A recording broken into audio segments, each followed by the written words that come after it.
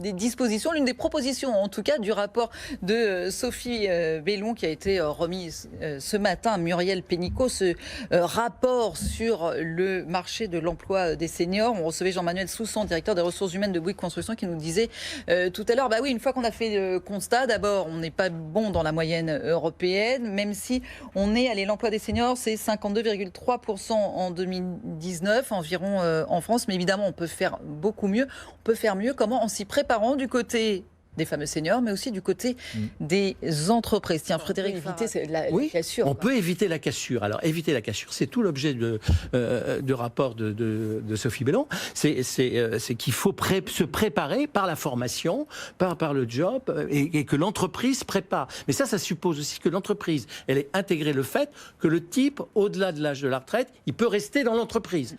Alors que jusqu'à maintenant, quand vous vouliez cumuler un emploi et une retraite, on vous disait vous êtes gentil, mais ok, mais vous allez prendre l'emploi dans une autre boîte.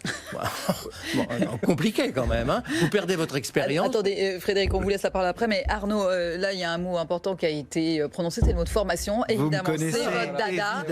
Mais c'est vrai que c'est un vrai sujet. Il nous explique là que là, à nos âges, il faudrait faire le bilan de compétences et se dire bon, comment on se prépare pour la suite. À nos âges, c'est-à-dire alors. Justement, le rapport Bellon propose un bilan de compétences après 20 ans d'expérience. Donc ça, c'est très concret et c'est une très bonne chose. Et il propose aussi des abondements systématiques du CPF pour les plus de 45 ans. Mais vous l'avez compris, évidemment, pour moi, la formation là est au cœur de ce débat que j'attends depuis longtemps, parce que débattre de l'âge pivot, c'est très intéressant, mais vraiment rentrer justement dans la pénibilité et dans les retraites, c'est quelque chose qui, pour moi, est plus riche. Et du coup, je pense qu'il y a beaucoup de choses qu'on peut faire. Il y a beaucoup de pistes qui ont été apportées dans les différents rapports du CESE précédemment.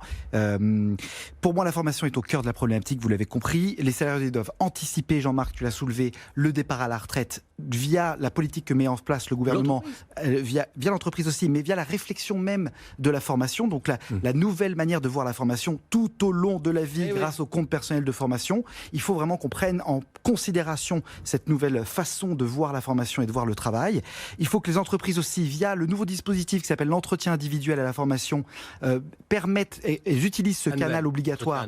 Et voilà. Et il y a l'entretien annuel et puis il y a l'entretien pour la formation. Et donc si on ne le fait pas tous les 6 ans, on va payer une pénalité quand même. Donc il faut. Tiens donc. Bien sûr. Et ça met en place dès le 1er janvier de l'année prochaine. Énorme succès l'application. Donc si jamais l'application a un énorme succès, ça marche très bien. Il y a plein de choses encore à améliorer, mais je m'adresse au DRH ce soir. Pas quelque chose qui nous parle pas forcément. Il y a 2 entretiens. On parle tout le temps de l'entretien, mais il y a aussi l'entretien individuel pour remettre en question les compétences de l'individu au sein même de son entreprise, voire de l'entreprise future.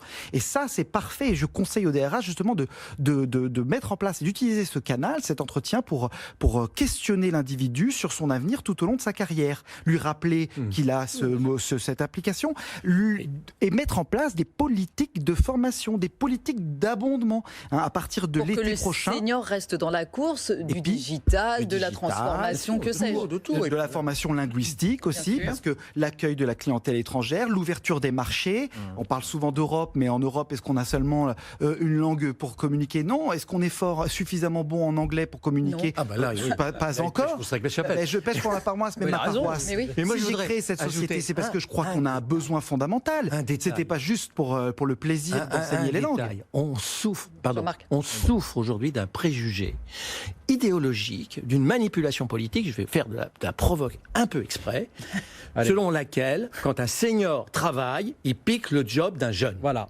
Et quand un type... C'est ce que nous disait notre DRH tout à l'heure. Voilà. Donc c'est ça qu'on a dans la tête. Les syndicats ont ça. Personne ne fait la pédagogie. Du contraire. C'est-à-dire que le travail crée le travail.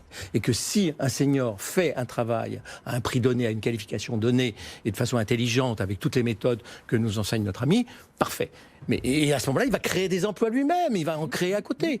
Mais actuellement, franchement, on a quand même vendu les 35 heures sur l'idée « travaillez moins parce que vous allez libérer du travail pour les autres ». C'est pas vrai, c'est pas vrai. Un dernier point que j'aimerais aborder, moi j'aimerais qu'en 2020, on est en 2020, on est dans l'univers du gaming, on parlait des jeunes, j'aimerais qu'on crée des labels. Des labels, donc voilà, l'impact de ma société sur l'environnement. Quel est l'impact de ma société? Est-ce qu'elle est diversifiée? Est-ce que j'ai les gens de tous les diplômes? Est-ce que les gens de tous les âges? C'est facile à comprendre pour les utilisateurs. On est dans une période où les entreprises se posent la question de leur sens de leur société. Et c'est l'idée de la NDRH, faire un index finalement sur l'emploi des seniors, comme un petit peu il existe pour l'égalité homme-femme. Ça marche plutôt bien dans les petites entreprises, Frédéric. où le patron est très proche de ses salariés. Il ne va pas les mettre à la retraite. Si les types veulent rester, ils vont trouver des jobs.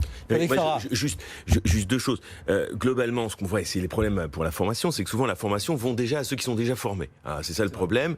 C'est le grand drame de la formation en France. Voilà. Donc il y a déjà ceux qui ont déjà une formation, c'est eux qui vont profiter, et d'une certaine manière. Donc alors c'est ça quand même qui pose un problème, parce que quand même je rappelle, qu'est-ce qu'on fait aussi pour la transformation, la conversion de l'ensemble de nos travailleurs non qualifiés, c'est ça aussi la question. Je rappelle quand même en France qu'il y a plus de 6,5 millions d'ouvriers et il y a 7 millions d'employés. Alors on les transforme en quoi? C'est-à-dire, est-ce qu'ils ont encore leur place? Si quelle place? Et oui, ils font des boulots extrêmement pénibles pour beaucoup d'entre eux. Donc il faut aussi réfléchir, c'est-à-dire à cette question, et quel est le destin qu'on leur propose en tant que tel.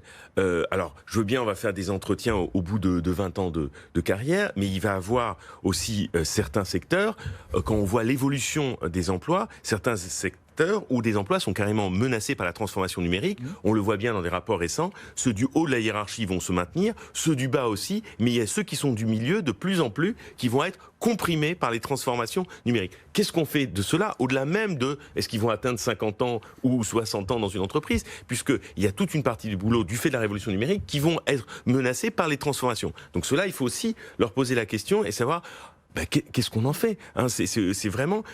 sinon, on va se retrouver dans une situation où le pays va continuer à produire des richesses, ce qu'il fait depuis tant d'années, et en laissant de plus en plus de côté des individus, et il va falloir mettre en place des dispositifs publics comme on a fait pendant les années 80-90, c'est-à-dire la gestion sociale du chômage, qui coûte très cher, mais qui ne permet pas effectivement de créer des emplois. Oui, mais depuis le 21 novembre, chaque individu a accès à un compte personnel de formation sur lequel il y a des euros. C'est aussi ça qu'a fait le gouvernement pour que les gens soient sensibilisés à la formation et qu'ils aient l'impression d'avoir de l'argent à dépenser pour monter en compétences.